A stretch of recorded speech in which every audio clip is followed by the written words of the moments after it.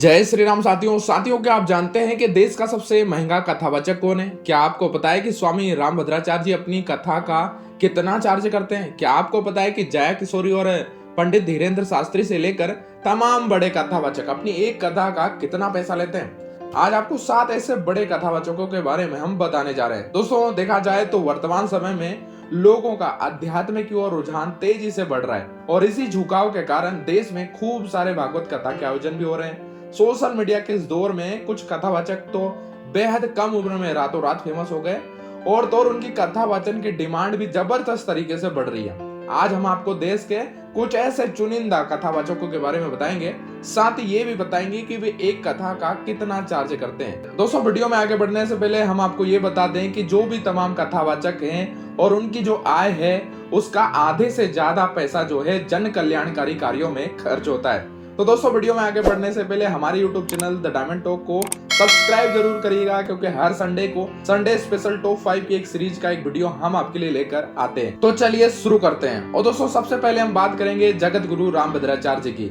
जगत गुरु रामभद्राचार्य जी का जन्म उत्तर प्रदेश के जौनपुर में एक ब्राह्मण परिवार में मकर संक्रांति के दिन 1950 में हुआ था। जगत गुरु रामभद्राचार्य जी जब 2 महीने के थे तभी उनकी आंखों की रोशनी चली जाती है। 4 साल की उम्र में ही वो कविताएं करने लगते हैं और 8 साल की छोटी सी उम्र में उन्होंने भागवत और राम कथा करनी शुरू कर दी थी। जगत गुरु रामभद्राचार्य जी को भारत सरकार ने उनकी रचनाओं के लिए पद्म विभूषण से भी सम्मानित किया है। रामभद्राचार्य जी अपनी एक कथा का 5 से 10 लाख रुपए चार्ज करते हैं। बता दें कि जगत गुरु रामभद्राचार्य जी अक्सर अपने बयानों को लेकर काफी सुर्खियों में रहते हैं और रामभद्राचार्य जी की कथा सुनने लोग दूर दूर से आते हैं। दोस्तों, जगत गुरु रामभद्राचार्य जी का एक YouTube चैनल भी है जिस पर 1.31 मिलियन सब्सक्राइबर हैं। अब दोस्तों, नंबर 2 पर आती हैं जया किशोरी जी। जया किशोरी जी का जन्म 13 अप्रैल 1995 को राजस्थान के सुजानगढ़ में एक ब्राह्मण परिवार में हुआ था। उनका रियल नेम जया शर्मा है और उन्हें किशोरी की उपाधि दी गई है, इसलिए वे अपने नाम में जया किशोरी का इस्तेमाल करती हैं। जया किशोरी ने पढ़ाई में बीकॉम किया है और कई बार वो अपने इंटरव्यू में इस बात का जिक्र कर चुकी हैं कि उन्हें पढ़ना लिखना बहुत ही पसंद है। बता दें कि उन्होंने 12वीं कक्षा के दौरान श्रीमद् भागवत कथा को कंठस्थ कर लिया था। इसके साथ साथ ही वो बहुत ही प्यारा भजन भी करती हैं और भजन का पाठ भी करती हैं। दोस्तों, मीडिया रिपोर्ट्स के अनुसार जया किशोरी जी अपनी एक कथा के लिए 9,50,000 रुपए चार्ज करती हैं, जिसमें से 4,25,000 वो पहले लेती हैं और बाकी बाद में लेती हैं। उनके फीस का एक बड़ा हिस्सा नारायण सेवा संस्थान में दान करती हैं और यह संस्था दिव्यांगों के लिए काम करती है। दोस्तों, जया किशोरी जी का एक YouTube चैनल भी है जहां पर 3.3 मिलियन सब्सक्राइबर हैं। अब दोस्तों, नंबर 3 पर आते हैं पंडित प्रदीप मिश्रा जी। पंडित प्रदीप मिश्रा जी का जन्म 1980 में मध्य प्रदेश के सीहोर जिले में हुआ था।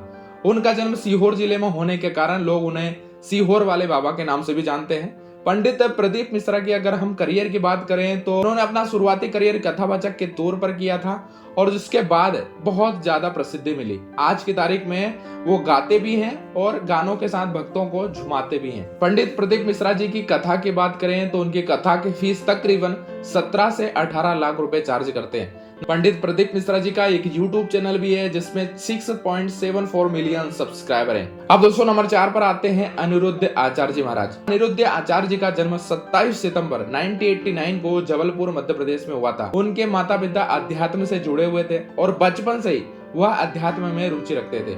छोटी सी उम्र में उन्होंने हनुमान चालीसा कंठस्थ कर लिया था और श्रीमद् भागवत कथा और रामचरितमानस जैसे ग्रंथ और पुराणों का अध्ययन करना शुरू कर दिया था। अपने स्कूल की शिक्षा प्राप्त करने के पश्चात वे वृंदावन चले गए और बाद में उन्होंने संत गिरजानंदन शास्त्री जी महाराज से दीक्षा प्राप्त की। महाराज जी भागवत कथा वाचन का 1 लाख रुपए प्रतिदिन चार्ज करते हैं और कथा 7 दिन चलती है। महाराज जी के द्वारा कथा करवाने का पूरा खर्चा 12 से 15 लाख रुपए अनुमानित आता है। इनका एक YouTube चैनल भी है जिस पर 13.8 मिलियन सब्सक्राइबर है। अब नंबर 5 पर आते हैं कथावाचक देवकीनंदन ठाकुर जी। कथावाचक देवकीनंदन ठाकुर जी की अगर बात करें तो उन्हें हम एक पुराण कथावाचक, गायक और आध्यात्म गुरु भी कह सकते हैं। 1997 से यह श्रीमद् भागवत कथा, श्री राम कथा, देवी भागवत, शिव कथा, भागवत गीता इत्यादि का प्रवचन दे रहे हैं। 2015 में इन्हें यूपी रत्न से भी सम्मानित किया जा चुका है।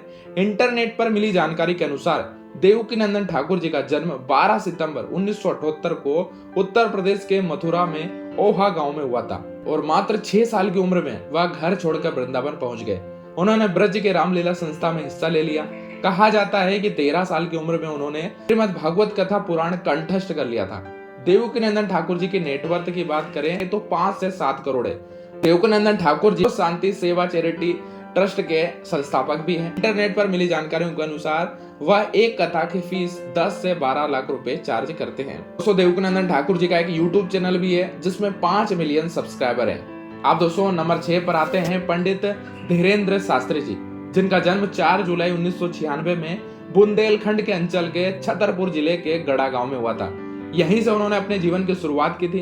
बता दें कि धीरेन्द्र शास्त्री एक कथा करने का कितना पैसा लेते हैं, इस बात की सटीक जानकारी या आधिकारिक पुष्टि तो नहीं है और अलग अलग वेबसाइटें अलग अलग जानकारी भी देती हैं। कुछ वेबसाइटों का ये दावा है कि पंडित धीरेन्द्र शास्त्री एक दिन के लगभग 10 लाख रुपए दक्षिणा लेते हैं और वह अपने कई बयानों में ये कह भी चुके हैं कि कोई भी व्यक्ति अपनी पत्नी और परिवार को छोड़कर हमें कुछ भी दान कर सकता है। पंडित धीरेन्द्र शास्त्री जी का यूट्यूब चैनल है जिस पर 7.78 मिलियन सब्सक्राइबर है। अब दोस्तों नंबर 7 पर आते हैं राजन जी महाराज। राजन जी महाराज का जन्म पश्चिम बंगाल के कोलकाता में एक ब्राह्मण परिवार में हुआ था। उन्हें बचपन से ही अध्यात्म में विशेष रुचि थी। उनका असल नाम राजन तिवारी है। उनकी प्रारंभिक शिक्षा कोलकाता के एक सरकारी स्कूल में हुई। उन्होंने केमिस्ट्री में बीएससी किया और उसके बाद एक कंपनी में नौकरी कर ली। 2001 में प्रेम मूर्ति पूज्य संत श्री प्रेम भूषण जी महाराज के संपर्क में आए। उसके बाद कथावाचक बन गए। उन्होंने 2011 में कोलकाता से ही वाचन चालू किया। उनके सीताराम का भजन बहुत ही प्रसिद्ध हुआ। वह अपनी एक कथा और भजन के लिए 10 से 12 लाख रुपए चार्ज करते हैं। तो दोस्तों ये थे हमारे भारत के 7 सबसे बड़े कथावाचक। क्या आप इनमें से कितने लोगों को जानते हैं ये मुझे कमेंट बॉक्स में जरूर बताइएगा और इनके फीस के बारे में यदि आप जानते हैं तो वो भी कमेंट में हमें जरूर बताइएगा। वीडियो अच्छी लगी हो तो वीडियो को लाइक करिएगा, शेयर करिएगा और हमारे चैनल द डायमंड टॉक को सब्सक्राइब करना मत भूलिएगा, क्योंकि ऐसे ही इन्फॉर्मेटिव वीडियो हम आपके लिए लेकर आते रहते हैं। तो मिलते हैं फिर से किसी खास वीडियो में। तब तक के लिए अपना ध्यान रखिएगा, ख्याल रखिएगा। जय श्री राम, जय श्री कृष्णा, जय हनुमान जी महाराज।